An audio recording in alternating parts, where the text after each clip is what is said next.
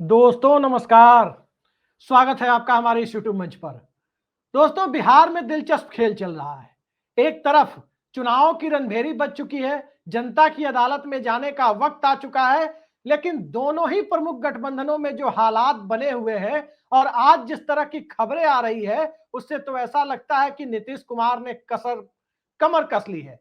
नीतीश कुमार ने करीब करीब ये तय कर लिया है कि चिराग पासवान को गठबंधन में रहना हो तो रहे और गठबंधन छोड़कर जाना हो तो जाए। जबकि सभी इस बात के गवाह हैं, सबको ये बातें पता है कि पिछली बार जब चिराग पासवान गठबंधन छोड़कर गए थे, उसके बाद जनता दल यूनाइटेड की सीटों पर टारगेटेड तरीके से चुनाव लड़कर आखिर किस तरह से जनता दल यूनाइटेड को उन्होंने नुकसान पहुंचाया और नीतीश कुमार की पार्टी को नंबर 3 पर पहुंचा दिया। अब तक कविता के माध्यम से खेल चल रहा है। दिनकर की कविता भी रखी जा रही है तो रामविलास पासवान की एक कविता भी रखी जा रही है। जीना है तो मरना सीखो, कदम कदम पर लड़ना सीखो। ये बातें चिराग पासवान की तरफ से, लोजपा की तरफ से ट्वीट की जा रही है। ठीक इसी तरह से जीतन राम मांझी की तरफ से दिनकर की कविता को थोड़ा बहुत रद्दो बदल करके ट्वीट किया जा रहा है कि दिन दो न्याय अगर तो आधा दो, यदि उसमें भी कोई बाधा हो। इस तरह की कविताएं एक दूसरे के खिलाफ इशारों ही इशारों में जो बातें की जा रही है, उससे साफ दिखाई दे रहा है कि कहीं ना कहीं अंदर खाने खिचड़ी पक रही है। लेकिन सवाल यह है कि जनता दल यूनाइटेड को इतना ओवर कॉन्फिडेंस क्यों है? क्या 10-10 हजार रुपए जो 50-60 हजार महिलाओं को जेडीयू वाली सीटों तक पहुंचे हैं, उससे जनता दल यूनाइटेड को इतना भरोसा हो गया है कि अब किसी चिराग मॉडल का कोई बस नहीं चलना? या चिराग पासवान को गठबंधन से बाहर करने के बाद मुकेश सहनी के लिए कोई रास्ता तो नहीं बनाया जा रहा? और इन सब के बीच इस पूरे घटनाक्रम में राष्ट्रीय जनता दल और महागठबंधन अपने लिए एक अवसर के तौर पर कैसे देख रहा है, सुनहरा अवसर उसे कैसे दिखाई दे रहा है, आज इन सब की चर्चा करेंगे। लेकिन चर्चा पहले चिराग मॉडल और नीतीश कुमार के स्टैंड की। जनता दल यूनाइटेड के नेता कल से लेकर आज तक लगातार मिल रहे हैं और अंदर खाने से जो सूत्रों के हवाले से जानकारी मिल रही है, उसमें जेडीयू अपने स्टैंड से झुकने के लिए तैयार नहीं है। जेडीयू का साफ मानना है कि चिराग पासवान को जो दी जा रही है वो लेकर लड़े, गठबंधन में रहना है तो रहे, या फिर नहीं रहना है तो फिर अपना रास्ता नापे। सवाल यह है कि जेडीयू का रुख इतना कड़ा जो हुआ है, इसमें सिर्फ 10 हजार वाला ही खेल है या फिर वो खेल है कि काठ की हांडी बार बार नहीं चढ़ती और चिराग पासवान अब दूसरी बार फिर से वो खेल खेलने में कामयाब नहीं होंगे। कई सारी बातें एक साथ सामने आती है। दरअसल जनता दल यूनाइटेड पिछली बार जब चुनाव हारी थी, यूं कहें कि 43 सीटों के साथ सरकार किसी तरह बनाने में कामयाब हुई थी। उसके बाद चिराग पासवान का रास्ता कैसे बंद होता है और क्यों कहा जा रहा है कि एक पार्टी है जिसे रिवर्स चिराग मॉडल भी बिहार में कहा जा रहा है, स्पॉन्सर्ड बाय कथित तौर पर नीतीश कुमार। उस हालात में जरा आज जनसुराज के राष्ट्रीय अध्यक्ष उदय सिंह उर्फ पप्पू सिंह का बयान देखें। और उस बयान में पप्पू सिंह ने कहा है कि चिराग पासवान को यदि उनके साथ आना है तो कैबिनेट छोड़े, मोदी कैबिनेट से इस्तीफा दें, जनसुराज में अपनी पार्टी का विलय करें, तब जाकर उनके लिए कुछ समीकरण बदल सकते हैं। लेकिन जेडीयू जो अड़ रही है उसके कई और कारण हैं। नीतीश कुमार चिराग पासवान को लेकर सहज नहीं है, यह बात सर्वविदित है, क्योंकि सभी जानते हैं कि उन्हीं की पार्टी ने पिछले चुनाव में सब दुर्दशा जनता दल यूनाइटेड की करा दी थी। नीतीश कुमार चाहते नहीं है कि चिराग पासवान को बहुत ज्यादा तवज्जो दी जाए, लेकिन अब मोदी कैबिनेट का वो हिस्सा है। अगर चिराग पासवान जाएंगे तो 5 सांसद और कम होंगे। जितने सांसद कम होंगे, चंद्रबाबू नायडू, नीतीश कुमार और महाराष्ट्र से आने वाले एकनाथ शिंदे पर उतनी ही ज्यादा निर्भरता बढ़ती चली जाएगी, उनकी बार्गेनिंग पावर उतनी ही बढ़ती चली जाएगी। तो दिल्ली में अपनी बार्गेनिंग पावर को बढ़ाना, पटना में सीट शेयरिंग के मामले में अपने स्टैंड को ज्यादा कड़ा करना और चिराग मॉडल करने वाले चिराग पासवान को उनकी जेडीयू वालों की नजर में उनकी उचित राजनीतिक जगह दिखाना, इन तीनों को एक साथ तो नीतीश कुमार साध नहीं रहे हैं। कई सारे सवाल यहां खड़े होते हैं, लेकिन इसके साथ साथ एक सवाल सीटों का भी खड़ा हो रहा है। चिराग पासवान जो सीटें चाह रहे हैं, उनमें से कुछ सीटों का नाम मैं आपको बता देता हूं और कैसे दिक्कत आ रही है एनडीए गठबंधन को। जनता दल यूनाइटेड की सरकार, उसके नेतृत्व वाली सरकार में निर्दलीय विधायक सुमित सिंह चकाई सीट से जीते हैं, निर्दलीय जीते, लेकिन नीतीश कुमार के साथ खड़े रहे। उनके पिता नरेंद्र सिंह भी नीतीश कुमार के बेहद करीबी दोस्तों में रहे। अब उनकी सीट चाहते हैं चिराग पासवान। सुमित सिंह इस बार जेडीयू के टिकट पर चुनाव लड़ रहे हैं। अब सुमित सिंह जेडीयू के टिकट पर चुनाव लड़े और उनकी सीट चिराग पासवान चाहते हैं, ये जेडीयू को मंजूर नहीं है। इसके अलावा महुआ की सीट चिराग पासवान चाहते हैं। महुआ की सीट जेडीयू के एक बड़े अल्पसंख्यक चेहरे, बताया जाता है कि कटिहार मेडिकल कॉलेज के मालिक अशफाक करीम के लिए जनता दल यूनाइटेड ने रखी है। उस सीट पर कंप्रोमाइज करने का सवाल ही पैदा नहीं होता। वो सीट कहीं ना कहीं चिराग पासवान मांग रहे हैं। सिकंदरा की सीट, वो कहा जा रहा है कि चिराग पासवान अपने सांसद बहनोई अरुण भारती के चुनाव लड़ने के लिए मांग रहे हैं। अब सिकंदरा की सीट जीतन राम मांझी की पार्टी की सीट है। वो भला जेडीयू अपनी तरफ से कैसे कह देगी कि जीतन राम मांझी की पार्टी की सीट हम आपको दे रहे हैं? ये संभव भी नहीं है, क्योंकि जो पार्टियां 5, 6, 8 सीटों पर चुनाव लड़ना है, जिन्हें सिंगल डिजिट में चुनाव लड़ना है, वो पार्टी और उनकी सीट भला कोई कैसे ले लेगा? लालगंज की सीट भारतीय जनता पार्टी की सीट है, सिटिंग सीट है। गोविंदगंज की सीट भारतीय जनता पार्टी की सिटिंग सीट है, और ये दोनों सीटें चिराग पासवान चाहते हैं। अब भारतीय जनता पार्टी अपनी सीटों को छोड़ना है तो छोड़े, रखना है तो रखे। जेडीयू का स्टैंड पहले से क्लियर है कि ये तमाम अलायंस पार्टनर बीजेपी के अलायंस पार्टनर है। इनको रखना है नहीं रखना है, ये बीजेपी अपने कोटे से तय करे। जनता दल यूनाइटेड झुकने के लिए तैयार नहीं है। और इस तरह की परिस्थिति में चिराग पासवान के लिए इस गठबंधन में कितना रास्ता बचता है, ये एक बड़ा मुश्किल सवाल फिलहाल दिखाई दे रहा है। हो सकता है कि कल तक कोई बीच का फॉर्मूला निकल आए, क्योंकि चिराग पासवान की पार्टी की तरफ से भी कहा जा रहा है कि संख्या नहीं क्वालिटी महत्वपूर्ण है, यानी उन्हें क्वालिटी सीटें चाहिए। और क्वालिटी सीटों का मतलब वही सब सीटें हैं जिनमें से कुछ सीटों का, 5-6 सीटों का जिक्र अभी मैंने आपके सामने किया। ऐसी ही करीब 8-10 सीटें हैं जो चिराग पासवान चाहते हैं, और उस पर कोई समझौता होता फिलहाल दिख नहीं रहा है। लेकिन चिराग पासवान के जाने से और मुकेश सहनी के आने की संभावना बनने से राष्ट्रीय जनता दल के अंदर अंदर खाने, महागठबंधन के अंदर अंदर खाने इतनी खुशी क्यों है? उन्हें क्यों लग रहा है कि मुकेश सहनी अगर चले भी जाएंगे, राष्ट्रीय जनता दल, मुकेश सहनी वैसे खुलेआम कह रहे हैं कि वो रहेंगे महागठबंधन के साथ, महागठबंधन में ही वो डिप्टी सीएम बनेंगे। डिप्टी सीएम की रट लगा रखी है उन्होंने, सीएम के नाम की घोषणा नहीं हो रही, डिप्टी सीएम बनने के लिए वो तैयार बैठे। लेकिन पिछले विधानसभा चुनाव को देखने वाला कोई भी व्यक्ति इस बात को आसानी से कह सकता है कि प्रेस कॉन्फ्रेंस छोड़कर मुकेश सहनी अचानक चले गए थे, और बताया गया कि रास्ते में जब वहां से वो गुस्से में निकले, उनके पास अमित शाह का फोन आ गया। उसके बाद एनडीए के अंदर उनकी ज्वाइनिंग हुई, बीजेपी ने अपने कोटे से उन्हें 11 सीटें दे दी थी। तो क्या चिराग पासवान के जाने से जो सीटें बनेंगी उसमें मुकेश सहनी के एडजस्टमेंट की गुंजाइश तो नहीं लगाई जा रही? किसी को नहीं पता क्या हो रहा है। लेकिन राष्ट्रीय जनता दल यदि खुश है, बताया जा रहा है कि ऊपर से खुशी का इजहार नहीं हो रहा, अंदर खाने कुछ बातें हैं जिसको अभी तक साझा नहीं किया जा रहा। हो सकता है आने वाले वक्त में सारी चीजें दोनों गठबंधनों में सॉर्ट आउट हो जाए, सबका सामंजस्य बन जाए। लेकिन सामंजस्य नहीं बना तो नए तरह का खेल संभव है। यूं कहें पुराना खेल संभव है। चिराग पासवान बाहर, मुकेश सहनी अंदर, ये एनडीए गठबंधन की स्थिति एक संभावित स्थिति होने की संभावना बनती दिख रही है। अब मुकेश सहनी यदि जाते हैं तो राजद की खुशी का जो कारण है, महागठबंधन की खुशी का जो कारण है, वो ये है कि मुकेश सहनी तो पिछली बार भी एनडीए गठबंधन का हिस्सा थे, और तब राष्ट्रीय जनता दल सत्ता के करीब पहुंच गया था। चिराग पासवान अलग लड़े थे, उसका सीधा फायदा हुआ था राष्ट्रीय जनता दल और इंडिया गठबंधन को, जिसे महागठबंधन कहते हैं। कांग्रेस पार्टी का प्रदर्शन पिछली बार बहुत खराब नहीं रहता तो इंडिया गठबंधन की सरकार बन गई थी। लेकिन कांग्रेस पार्टी के खराब प्रदर्शन के पीछे कहीं ना कहीं जिम्मेदार राष्ट्रीय जनता दल ही था, क्योंकि कांग्रेस पार्टी को जिस तरह से सीटें दी गई, जिस तरह से कांग्रेस की कई सीटों पर राजद के लोग बागी बनकर खड़े हो गए, और जिस तरह से कांग्रेस पार्टी को सीटें मिली, और कांग्रेस पार्टी ने भी अपनी तरफ से कैंडिडेट सिलेक्शन में बड़ी चूक की, बड़ी गलती की। उसने कम से कम 10-12 सीटें अपनी खराब कैंडिडेट सिलेक्शन से भी गंवाई थी पिछली बार, सामाजिक समीकरणों को के उलट जाकर सीटें देने की वजह से भी गंवाई थी। कांग्रेस पार्टी को क्वालिटी सीटें नहीं मिली, ये सत्य है, लेकिन इसके बावजूद 10-12 सीटें कांग्रेस की बढ़ सकती थी। तो अब जो हालात है, अब के हालात में कांग्रेस पार्टी क्वालिटी सीटें भी मांग रही है।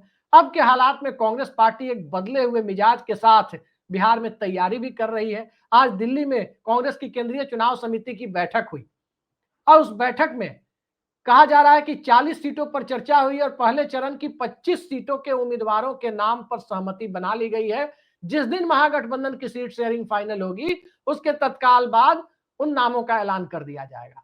फिलहाल बिना सीट शेयरिंग के कोई भी गठबंधन अपने कैंडिडेट के नाम का ऐलान नहीं करेगा। तो कहीं ना कहीं राष्ट्रीय जनता दल को यह लग रहा है, कांग्रेस को यह लग रहा है, वाम दलों को यह लग रहा है कि मुकेश सहनी की वजह से सीटों का मामला जो फंस रहा है, मुकेश सहनी के वोटों को लेकर संशय है कि उनके पास कितना वोट है। पिछली बार भी एनडीए गठबंधन जब सत्ता में आया तो सबसे खराब स्ट्राइक रेट एनडीए में जिन दलों का था उसमें मुकेश सहनी थे। 1/3 का स्ट्राइक रेट विनिंग कॉम्बिनेशन वाले गठबंधन में जाकर मुकेश सहनी का था। जेडीयू का स्ट्राइक रेट तो चिराग मॉडल से खराब हुआ था, मुकेश सहनी की सीटों पर तो कोई चिराग मॉडल नहीं था। मुकेश सहनी की सीट की पार्टी 11 में से 4 सीटें जीतने में मात्र कामयाब हुई थी, जबकि भारतीय जनता पार्टी 110 में 74 सीटें जीती थी। जीतन राम मांझी की पार्टी 7 में ही 4 सीटें जीत गई थी। उनका स्ट्राइक रेट तकरीबन 55% के आसपास था, लेकिन मुकेश सहनी का स्ट्राइक रेट 35% के आसपास था। तो एनडीए में रहकर भी उनका स्ट्राइक रेट बहुत अच्छा नहीं था। ये बात तेजस्वी यादव और कांग्रेस के प्रदेश प्रभारी या प्रदेश अध्यक्ष भी जानते हैं, माले और लेफ्ट के लोग भी जानते हैं। तो जब एनडीए के साथ जहां कहा जाता है कि उनके कोर वोटर की एक स्वाभाविक उनका जुड़ाव है, राजद के कोर वोटर के साथ कई सीटों पर सामंजस्य नहीं बन पाता, तो जहां वो होते हैं वहां स्ट्राइक रेट मेंटेन नहीं कर पाते। तो फिर जहां उनके वोटर बड़ी हिचक के साथ जुड़ने की संभावना है, वहां भला वो कैसे स्ट्राइक रेट मेंटेन कर पाएंगे। तो ये एक हालात बिहार में महागठबंधन में बने हुए हैं। कुल मिलाकर यह कहा जा सकता है कि बिहार में पलायन का मुद्दा प्रशांत किशोर ने उठाया, बेरोजगारी का मुद्दा प्रशांत किशोर ने उठाया, डिस्ट्रेस माइग्रेशन यानी मजबूरी में जो बिहार के लोग बाहर जा रहे हैं उसका मुद्दा प्रशांत किशोर ने उठाया। लेकिन यदि बहुत साफगोई के साथ कहा जाए तो प्रशांत किशोर की पार्टी अभी बिहार में अपना फुटप्रिंट छोड़ने में तो कामयाब हो रही है, लेकिन बिहार में निर्णायक भूमिका निभाने के लिए प्रशांत किशोर की पार्टी बहुत ज्यादा सीटें जीत जाएगी, वैसी स्थिति दिखाई नहीं दे रही। सिंगल डिजिट वाली पार्टी फिलहाल दिख रही है, लेकिन पक्के तौर पर हम ये नहीं कह सकते कि कौन सी पार्टी सिंगल डिजिट में है, कौन सी पार्टी डबल डिजिट या ट्रिपल डिजिट में है। ट्रिपल डिजिट में किसी पार्टी को जाना नहीं है। ट्रिपल डिजिट में सबसे ज्यादा सीटें जीतने की संभावना राष्ट्रीय जनता दल की ही बनती है, क्योंकि किसी भी सूरत में राष्ट्रीय जनता दल 125 से कम सीटों पर चुनाव नहीं लड़ने जा रहा है। जेडीयू बीजेपी की स्थिति यही है कि 100 से 105 के बीच सीटें। जेडीयू एनडीए में बड़ा भाई होगी, ये बात करीब करीब तय है, भले ही वो सांकेतिक तौर पर बड़े भाई की भूमिका में हो। लेकिन जिस तरह से बिहार का सामाजिक ढांचा है, उस सामाजिक ढांचे में किस तरह का विभाजन है, उस सामाजिक ढांचे की परिस्थितियों को यदि आप देखें तो कई बातें एक साथ सामने आ रही है। अब बातें जो सामने आ रही है उसमें अपर कास्ट के बीच भी कहीं ना कहीं जाति जनगणना को जो अपना इंपैक्ट दिखाना था वो दिखा रहा है। आज मैं सोशल मीडिया को देख रहा था, सोशल मीडिया पर तरह तरह से अलग अलग सोशल मीडिया प्लेटफॉर्म्स पर यह चल रहा है। एनडीए के अंदर बिहार में मुजफ्फरपुर जिले की बात मैं कर रहा हूं, कहा जाता है कि सबसे ज्यादा भूमिहार प्रभुत्व वाला जिला, और उस मुजफ्फरपुर जिले में न तो कोई एमएलए भूमिहार समाज से है, न ही कोई एमपी भूमिहार समाज से है। और एनडीए के लोग कितना टिकट देते हैं और महागठबंधन के लोग कितना टिकट वहां देते हैं, इसको लेकर उस समाज के भीतर जो एनडीए का सबसे कोर वोटर है वो एक अलग तरह की परिस्थिति दिखाई दे रही है। कहीं ना कहीं महागठबंधन को ये परिस्थितियां दिख रही है कि अगर अपर कास्ट के लोग, सवर्ण समाज के लोग पार्टियों की जगह, भाजपा की जगह, भाजपा गठबंधन की जगह कैंडिडेट को वरीयता देने लगे तो भारतीय जनता पार्टी का बैंड बजना तय है। कैंडिडेट उन्हें पिछली बार से ज्यादा मिलेंगे, चाहे महागठबंधन हो या तीसरा ऑप्शन तो जनसुराज है ही। तो ये चिंता भारतीय जनता पार्टी को खाई जा रही है। हाँ, नीतीश कुमार निश्चिंत क्यों है? पिछली बार से ज्यादा निश्चिंत नीतीश कुमार दिखाई दे रहे हैं, तो उसके पीछे कारण यह है कि उन्होंने 10-10 हजार रुपए 1 करोड़ से ज्यादा महिलाओं को बांटे हैं। हर कंस्टिट्यूएंसी में 50-55 हजार महिलाओं को ये पैसे दिए गए। दूसरी बात यह है कि जो पिछड़े वर्ग के बीच की परिस्थितियां हैं उसमें अब भी यादव बनाम गैर यादव का सामाजिक विभाजन, वोटों का विभाजन अभी भी मौजूद है। बिहार की हर ग्रामीण विधानसभा सीट में देखें तो इस विभाजन को कुछ ही सीटों पर पाट पाने की स्थिति है और वो बेहद नगण्य संख्या है। तभी जाकर मुकेश सहनी को भी बहुत कम तवज्जो महागठबंधन में मिल रही है। तो उस परिस्थिति की अकेली बेनिफिशियरी जनता दल यूनाइटेड ही होगी, ये हम नहीं कह सकते, लेकिन सबसे बड़ी लाभार्थी जनता दल यूनाइटेड होगी, ये बात सबको पता है। क्योंकि जेडीयू की सारी सीटें ग्रामीण बिहार की सीटें हैं। इक्का दुक्का सीटों को छोड़ दें तो 99% सीटें जेडीयू की ग्रामीण बिहार की सीटें हैं। और ग्रामीण बिहार की पूरी राजनीति ही ओबीसी राजनीति की प्रधानता वाली राजनीति है और यादव बनाम गैर यादव के बीच के चुनावी ध्रुवीकरण की परिस्थितियों को निर्मित करती है। ठीक यही स्थिति दलित समाज के बीच है। दलित समाज के बीच जनता दल यूनाइटेड से ज्यादा भारतीय जनता पार्टी अभी कसौटी पर इसलिए दिखाई दे रही है क्योंकि कांग्रेस ने बहुत अच्छी पैठ बनाई है। कांग्रेस पार्टी ने महादलित समाज के सबसे महत्वपूर्ण समुदाय से आने वाले राजेश राम को अपना चेहरा घोषित किया है और कांग्रेस के अंदर और खास करके महादलित समुदाय के सबसे बड़े समुदाय के भीतर यह धारणा बैठती जा रही है कि राजेश राम डिप्टी सीएम बन सकते हैं। राजेश राम डिप्टी सीएम बन सकते हैं, लेकिन क्या वो राष्ट्रीय जनता दल वाली सीटों पर जाकर वोट दे देंगे?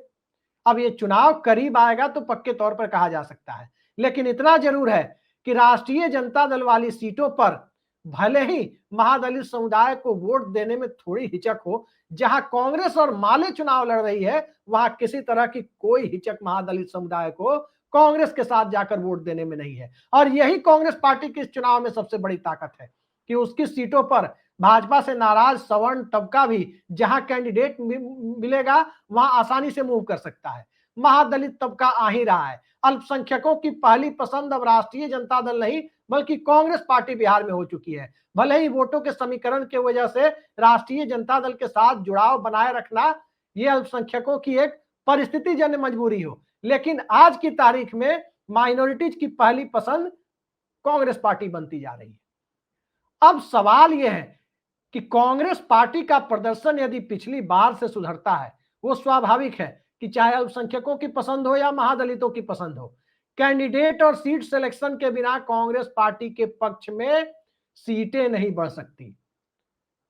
राष्ट्रीय जनता दल की जहां तक बात है, एमवाई समीकरण से जितना आगे बढ़ेगी, जिस सीट पर जितना आगे बढ़ेगी, उसकी सीटें उतनी ज्यादा बढ़ेगी। हालांकि तेजस्वी यादव और संजय यादव भरपूर कोशिश कर रहे हैं कि राष्ट्रीय जनता दल की पुरानी छवि से निजात दिलाया जाए, लेकिन इन सब के ऊपर आज के बिहार में 10 से 15% के बीच एक ऐसा तबका भी खड़ा हो चुका है जो तमाम तरह के सामुदायिक और जातीय आग्रहों से ऊपर उठकर वोट कर रहा है।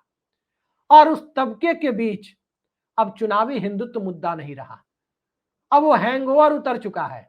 अब जो मुद्दा है वो पलायन मुद्दा है, अब जो मुद्दा है वो रोजगार मुद्दा है।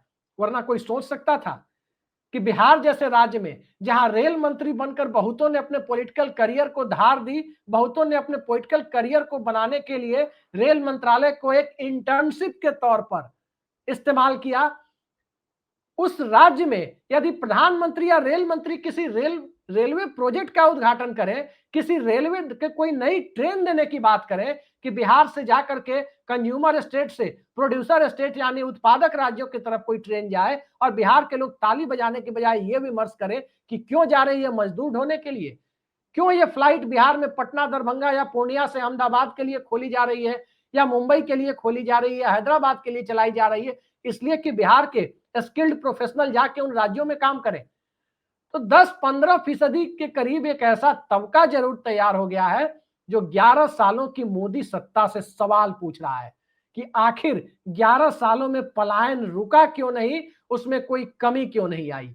वो ये सवाल पूछ रहा है कि क्या सबका साथ सबका विकास का नरेंद्र मोदी के नारे का मतलब और अमित शाह की चाणक्य नीति का मतलब यही होता है कि रेलवे यूनिवर्सिटी बनेगी तो गुजरात में बनेगी, वर्ल्ड कप का उद्घाटन भारत पाकिस्तान का मैच और वर्ल्ड कप का फाइनल होगा तो गुजरात के अहमदाबाद में ही होगा, पहली बुलेट ट्रेन बनेगी तो गुजरात में ही बनेगी, गिफ्ट सिटी बनेगी तो गुजरात में ही बनेगी। क्या गुजरात ही पूरा देश है?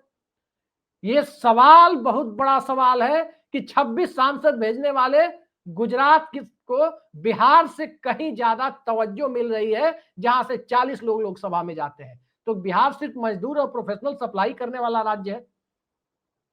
छठ के महापर्व के तुरंत बाद यदि बिहार में चुनाव हो रहा है तो इस चुनाव में तय मानिए कि वो तबका एनडीए से सवाल पूछता नजर आएगा।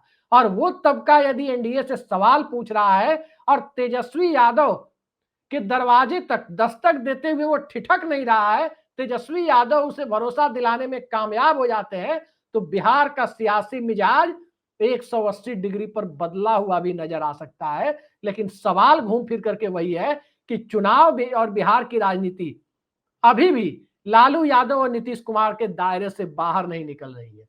निकलने की संभावना भी दिखाई नहीं दे रही है। भारतीय जनता पार्टी के पास 11 साल की सत्ता चलाने के बाद अब ये मुंह नहीं है कहने के लिए कि हम बिहार बदल देंगे। सत्ता में हिस्सेदार लंबे वक्त तक भारतीय जनता पार्टी बिहार में है। 20 सालों में तकरीबन 17 सालों से सत्ता में हिस्सेदार है। और इसके अलावा 17 साल नहीं, सॉरी 15 सालों से सत्ता में हिस्सेदार है और केंद्र में 11 सालों से सत्ता में है। तो सवाल घूम फिर करके बिहार में यही आता है कि बिहार का मुस्तकबिल बदलने के लिए आखिर, बिहार का भविष्य बदलने के लिए आखिर किस तरह की परिस्थितियों में भारतीय जनता पार्टी ने बिहार को रख छोड़ा है। मनमोहन सिंह की सरकार के समय में क्या हुआ नहीं हुआ, मनमोहन सिंह से 1.5 साल ज्यादा वक्त नरेंद्र मोदी को दे दिया। सवाल मनमोहन सिंह से पूछा गया तो सवाल कहीं ना कहीं उनसे ज्यादा मजबूत तरीके से बिहार पूछ रहा है। और इसी पर जाकर जब चुनाव दिख रहा है कि एक तरफ जातीय समीकरणों का गुना भाग, दूसरी तरफ बेस वोटों का गुना भाग, तीसरी तरफ चिराग सहनी मॉडल, चौथी तरफ पलायन और मुद्दा आधारित राजनीति के आधार पर छोटा ही सही लेकिन एक खड़ा हुआ वोट बैंक, और इन सब के बीच नीतीश कुमार की अपनी तैयारी कि वो एक बार फिर जनादेश मांग रहे हैं, भारतीय जनता पार्टी की अपनी तैयारी, कुछ खुली तौर पर कुछ अंदर खाने, अपना मुख्यमंत्री बनाने की मंशा, आखिर अंदर खाने दबी क्यों हुई है? भारतीय जनता पार्टी खुलकर क्यों नहीं कह रही कि वो अपना मुख्यमंत्री बनाएगी? भारतीय जनता पार्टी खुलकर क्यों नहीं कह रही कि 2025 से 30 फिर से नीतीश? सामने से मुख्यमंत्री पद की दावेदारी करने में सबसे बड़ा रिस्क बीजेपी के सामने यही है कि 11 सालों में मोदी सरकार ने बिहार को क्या दिया। पलायन का दर्द रोकने के लिए मोदी सरकार ने कौन सा मील का पत्थर बिहार के लिए स्थापित किया? ये सवाल, इस सवाल का जवाब बीजेपी के पास नहीं है। तेजस्वी यादव निश्चित तौर पर लालू यादव के शासनकाल के जो आरोप लगाए जाते हैं उसके लिए जिम्मेदार नहीं है, इस बात से किसी को इनकार नहीं है। और जब तेजस्वी यादव को उन परिस्थितियों के लिए जिम्मेदार ठहराया जाता है तो सवाल यह है, जिस चारा घोटाले का सवाल उठाया जाता है उस चारा घोटाले में तो लालू यादव के साथ जगन्नाथ मिश्रा भी सजायाफ्ता थे। उनके बेटे नीतीश कुमार की सरकार में मंत्री बने हुए हैं, भाजपा कोटे से मंत्री बने हुए हैं जगन्नाथ मिश्र के बेटे।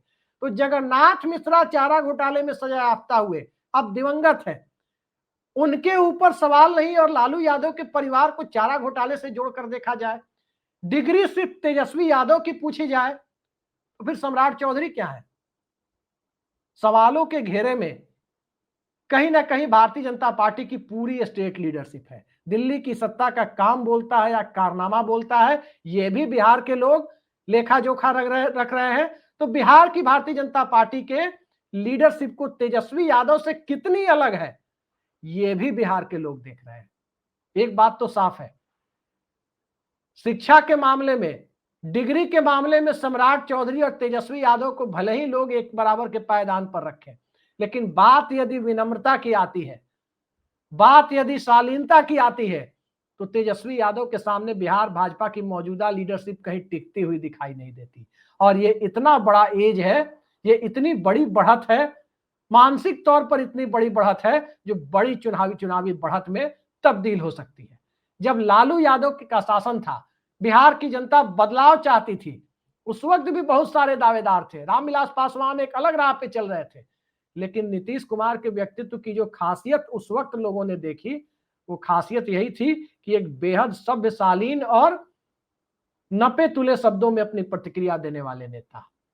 आज तेजस्वी यादव निश्चित तौर पर इन सारे पैरामीटर्स पर बिहार के तमाम युवा नेताओं में एक अलग तरह की छवि रखते हैं, इससे किसी को इनकार नहीं है। घूम फिर करके अंत में ये चुनाव जाकर के इन तमाम मुद्दों के एक क्रक्स पर जाके, एक सम्मिश्रण पर जाकर टिकता है, और इसमें चिराग मॉडल की भूमिका भी महत्वपूर्ण है। तो बिहार की जनता के नए कलेवर, नए तरीके से सोचने की क्षमता भी कहीं ना कहीं राजनीतिक दलों को परेशान कर रही है। आज के लिए इतना ही। नमस्कार।